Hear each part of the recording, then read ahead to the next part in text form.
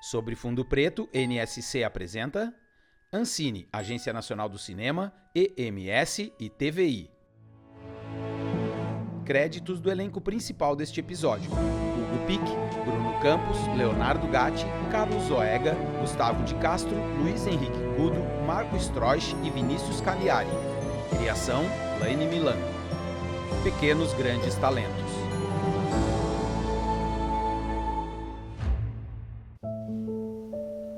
Aqui no meu esconderijo de criança, gravo histórias para alguém muito especial.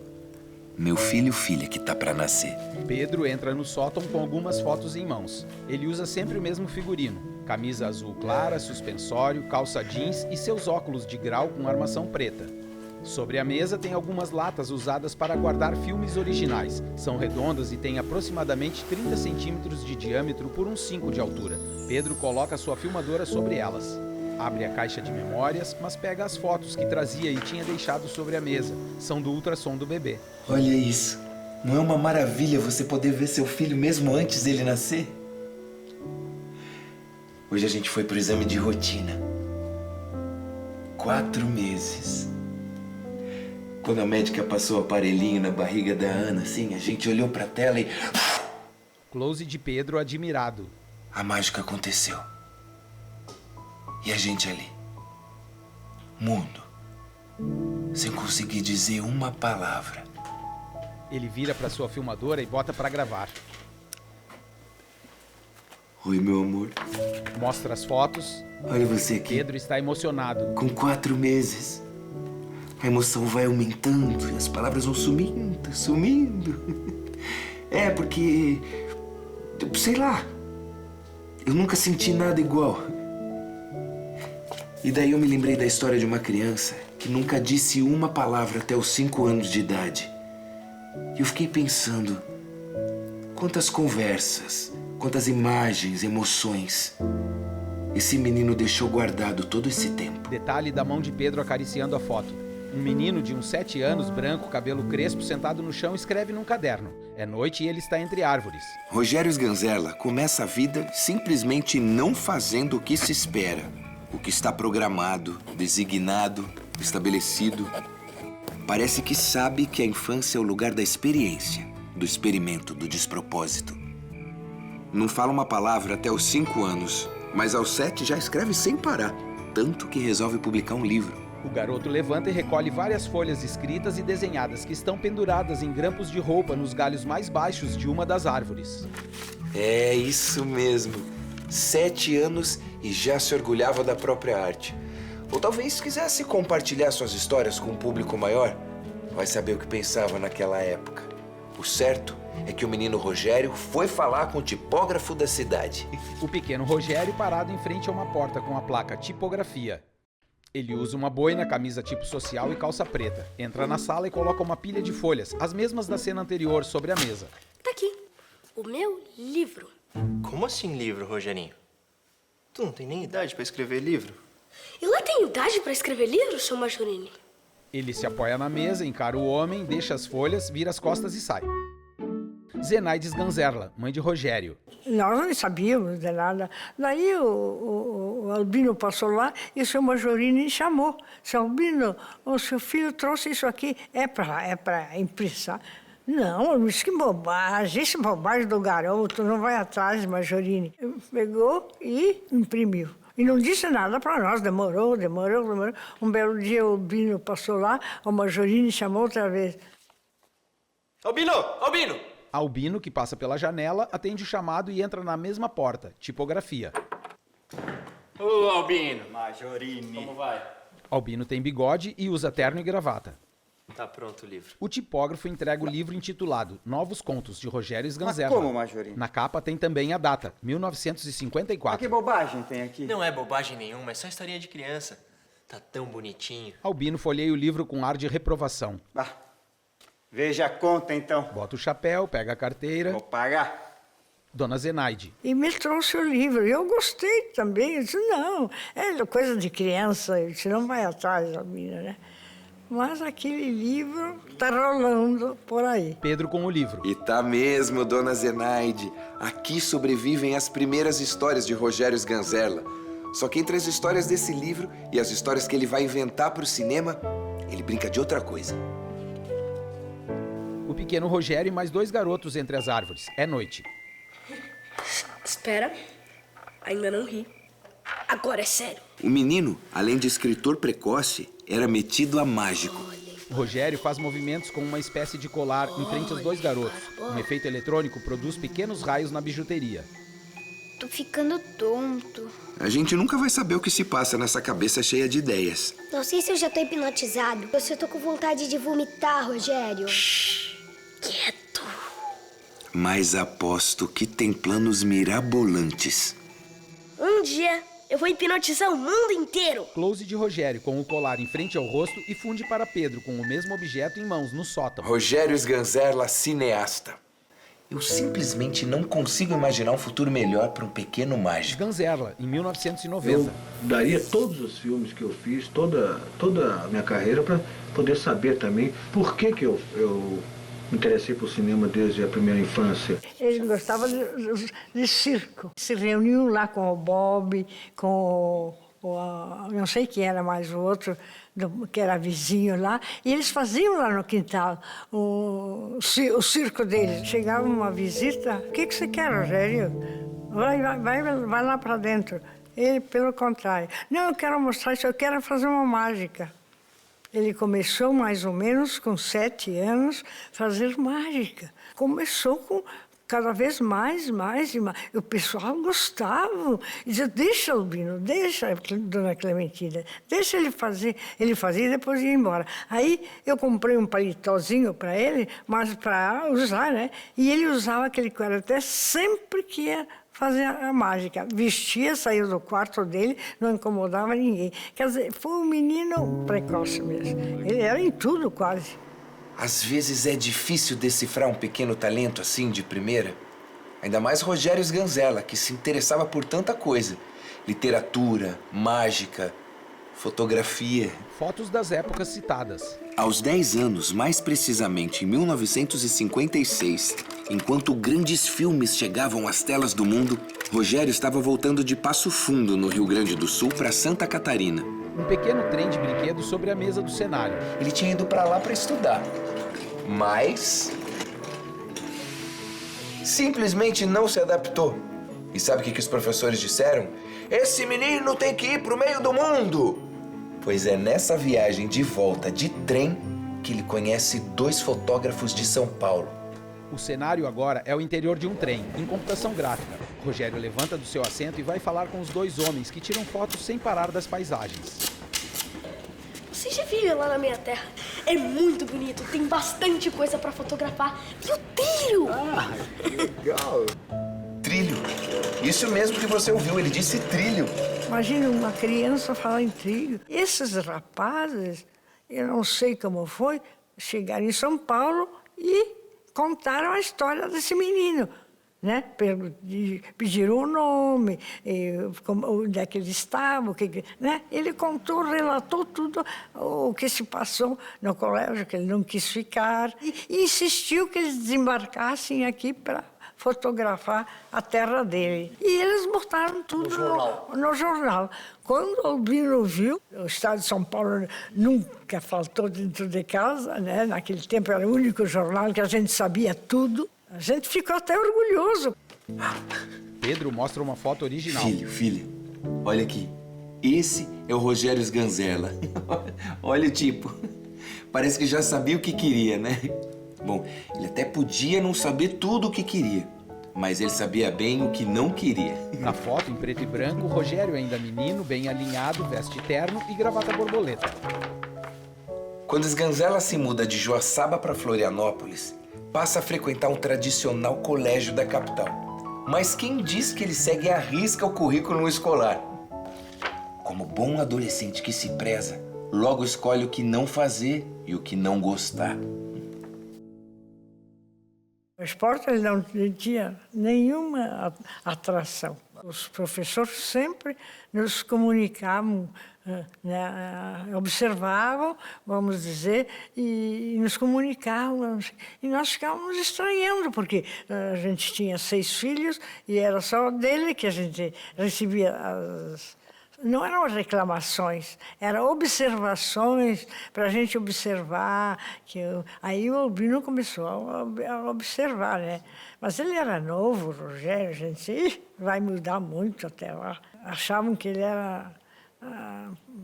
pendia para o intelectual, não para a esporte. Antônio Carlos Pereira, o jogar Bolinha, bola, amigo de infância. Consegue muitas amizades, muito envolvimento.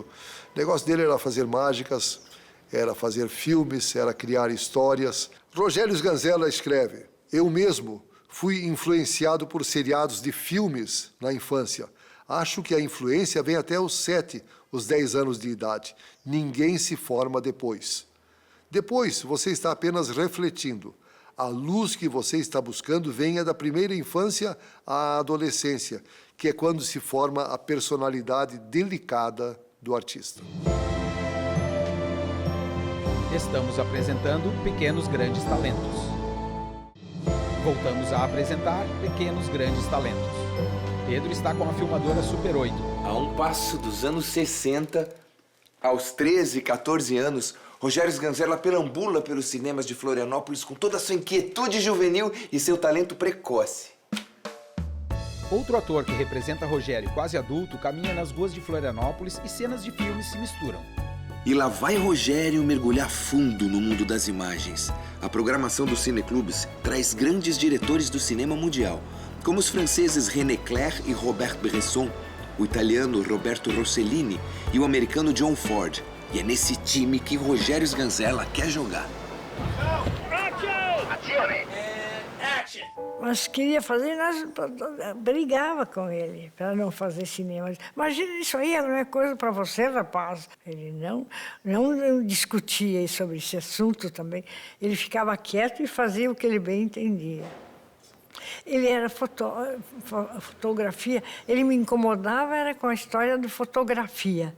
Ele fazia fotografia, ele revelava a fotografia e levava de presente. Imagens originais feitas na década de 1980 pelo próprio Rogério. Cenas da cidade de Joaçaba, a esposa, as filhas. Helena Inês, atriz e viúva de Rogério Sganzella. Nesse período ele encontrou uma pessoa queridíssima, que foi um professor dele, um padre, né? O Décio Andreotti, né, que foi muito importante nessa formação cinematográfica dele. E ele influenciou o Rogério porque ele era cinéfilo, né, gostava muito de cinema americano, de faroestes, do bom cinema americano da época, né? E adorava Rogério. Realmente o Andreotti é uma pessoa com quem eu tenho um grande carinho. Eu fico imaginando como Sganzella, no auge da sua adolescência, se dividia entre os livros da escola e os filmes, que tanto amava. Close de Pedro. Bom, já que ele não podia resolver a situação assim de uma hora para outra, num passe de mágicas, sabe o que ele fez? Mudou de cidade, aos 15 anos. Pedro pega um pedaço de negativo de filme e olha contra a luz. Nós fomos, acompanhamos, levamos ele lá e tal. Eu Bolinha. me convenci de que ele fez muito bem sair de Joaçaba. Joaçaba era muito pequena para a cabeça dele, sabe? Ele precisava ir para o mundo, ir onde ele pudesse mostrar o seu talento, ter o seu talento reconhecido.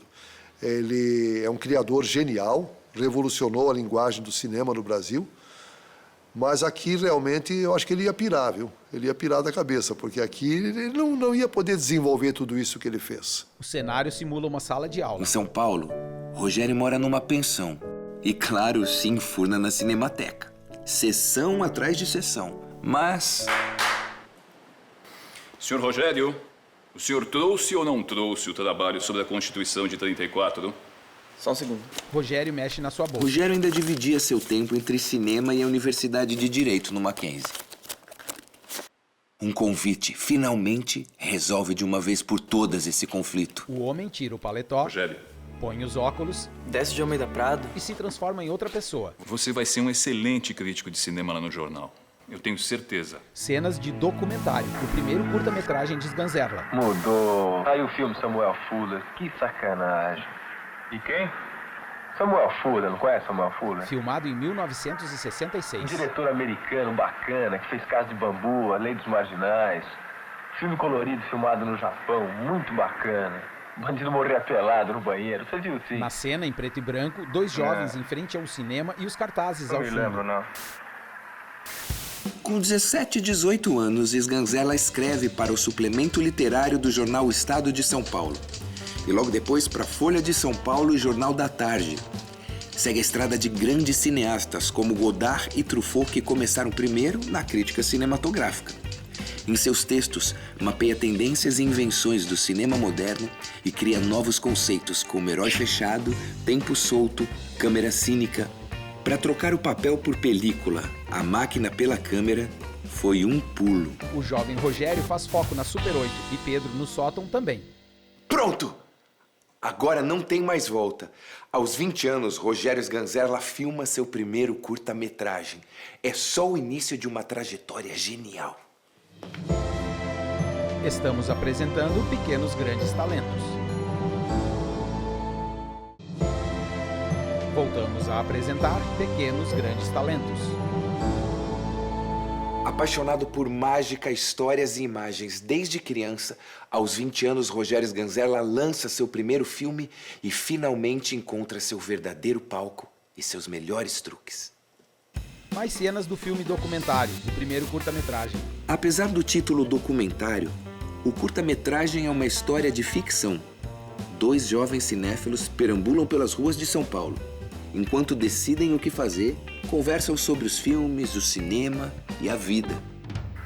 Sabe, eu não tô afim de ver filme que não acontece nada. Os pintas só ficam batendo papo, não morre ninguém. Senhor, pra mim tem que ter que atrapalhar. Besteira tua, vai. Não é porque eu tô duro, não. Mas eu tô cansado de ver sempre a mesma coisa.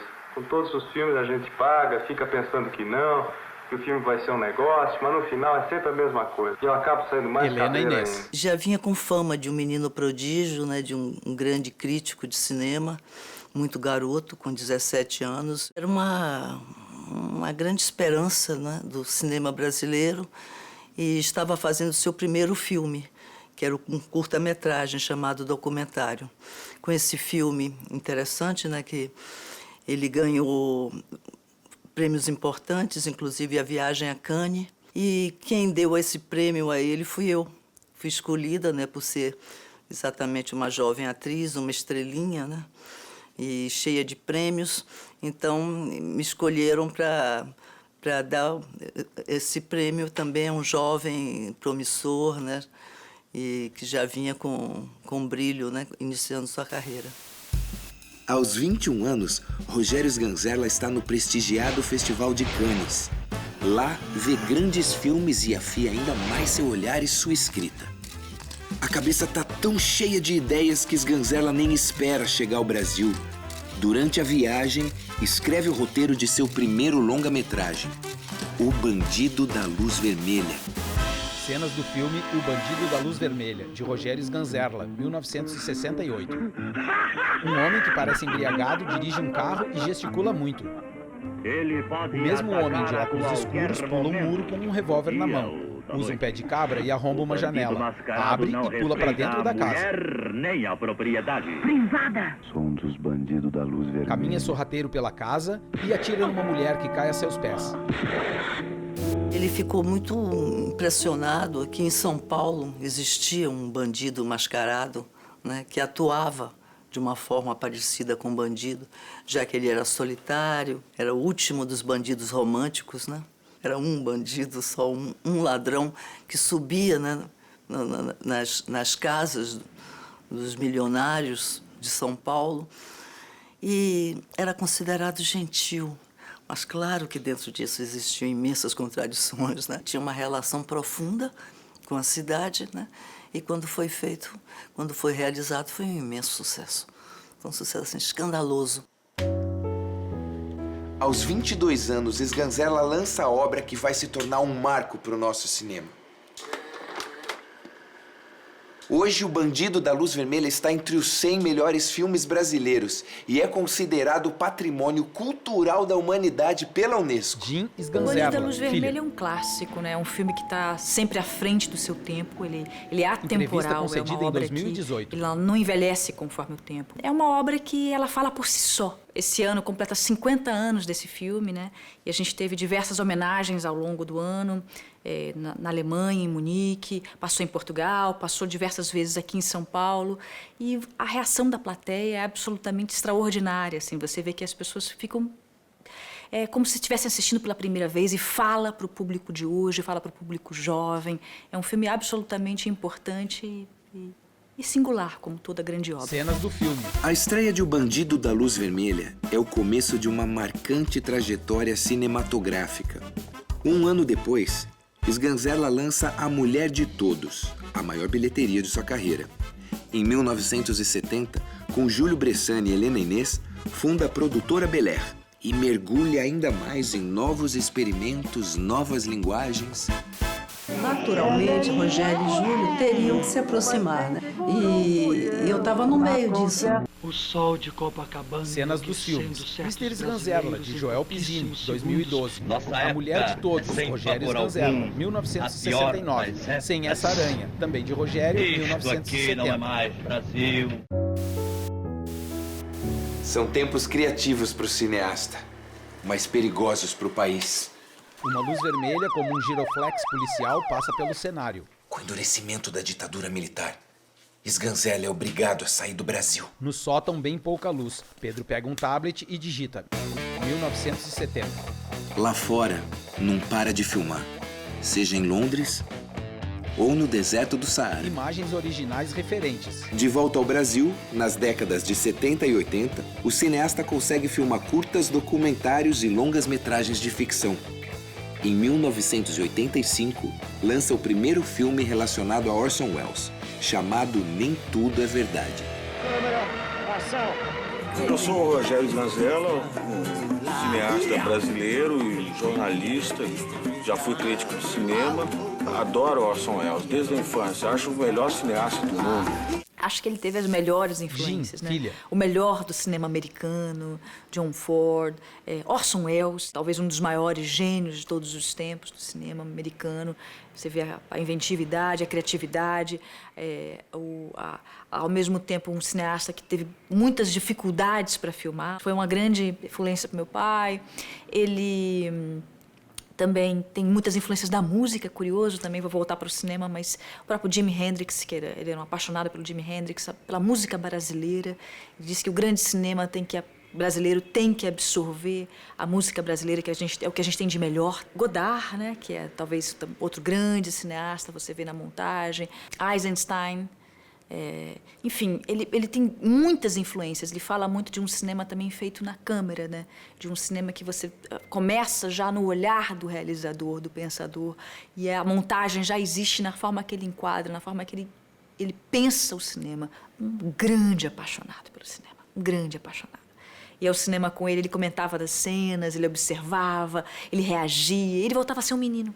Isso que era muito bonito, ele voltava a ter gargalhadas, ele se divertia sozinho, assim, era uma coisa muito bonita. Cenas de Tudo é Brasil e Abismo, filmes de cinema Rogério. Deve ser, ou pode, deveria ser, seria bom que fosse uma melodia do pensamento. E a música é o que pode salvar o nosso cinema. Seja popular, seja de elite, todos têm um ouvido. E o cinema é preciso se reencontrar para poder justificar o que ele tem de melhor, que é a possibilidade de transfigurar a realidade com a força, a energia e, sobretudo, a grande concentração espiritual que a música, combinada ao cinema, nos propõe e trazem cada vez mais perto a noção do Supremo. Passaram muitas cenas, fotos, cartazes. Meu pai exerce uma influência forte nos jovens realizadores, sabe? Em relação à liberdade, em primeiro lugar, assim, a liberdade, essa possibilidade de se expressar, de ter coragem de fazer o que acredita, de fazer um cinema mais livre, em todos os sentidos, sem amarras. O pensamento dele cinematográfico, sobretudo, até na própria literatura, os livros que ele deixou. É uma obra que ela continua sendo descoberta, observando esse cineasta que morreu muito precocemente e que deixou um legado, e ao mesmo tempo um legado para ser descoberto, inclusive pelo próprio país, né?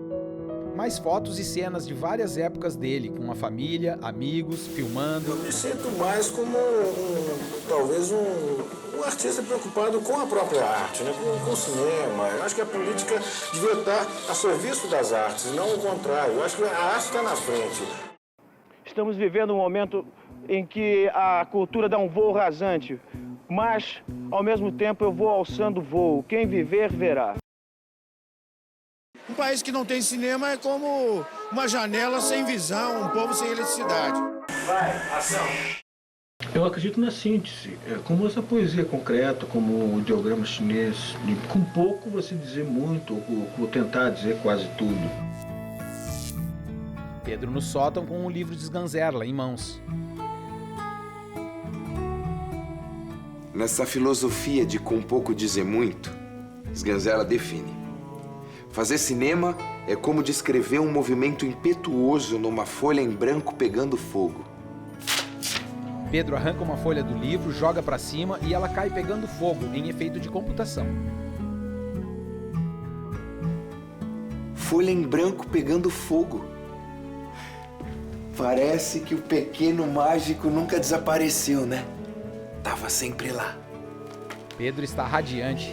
Fecha o livro, coloca dentro da caixa de memórias e fecha a caixa. Fala para sua filmadora. Agora sou eu que precisa desaparecer. Sua mãe já tá lá esperando pra gente comprar seu berço. E isso não tem mágica que resolva. Pega a câmera e sai. Não adianta eu dizer, mas a gente não pode mais viver assim. Sem revolução não dá pé. Que é besteira mesmo. Tem que vir, acabar com tudo, vai começar tudo de novo. Pô, Vitor, vamos logo, senão a gente perde até a sessão da... Entram os créditos sobre imagens originais de filmes. Precisa acabar com esse estilo do velho e vaga importado. Senão nunca se consegue fazer o máximo. Tem que se contentar com o que tá aí na tela, quebra o galho. Da próxima vez fazer tudo diferente. Recursos de acessibilidade Raça Livre Produções. Esta obra contou com recursos públicos geridos pela Ancine. Apoio EMS. Realização TVI.